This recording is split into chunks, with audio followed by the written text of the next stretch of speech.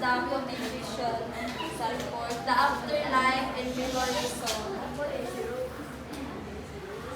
Adid Wigon from San Juan de Dios Hospital took Rizal's body to Paco Cemetery about an hour after the shooting. So, kanang ang Did Wigon kay kanang bitawng balsahan gana siya purma.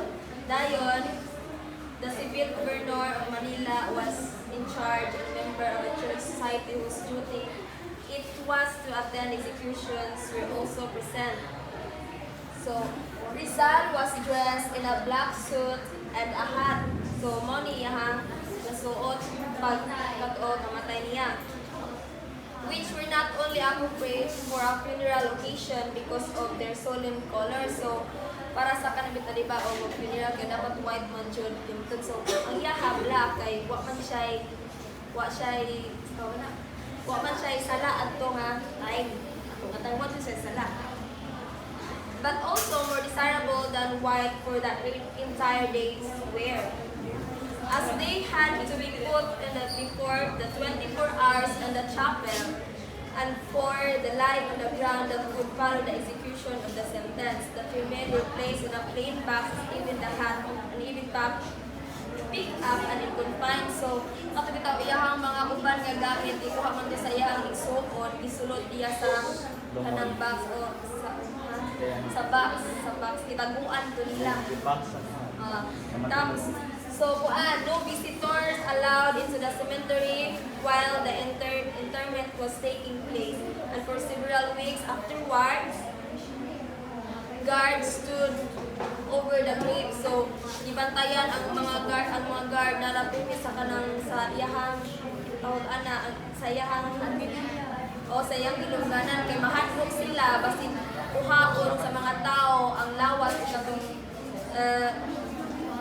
fearing that Filipinos would come or by night to steal the body and find clothing among marble slabs among themselves. So, kanang nahadlok sila nga basta ipaon ang body ni Rizal adto. So, mo to ilahang gibantayan sa chapel sa guards. So, even the exact location of the interment was kept secret. So, maskin pa ang katong exact na location of asa diwan si Rizal, ilaharag hapon na sikreto.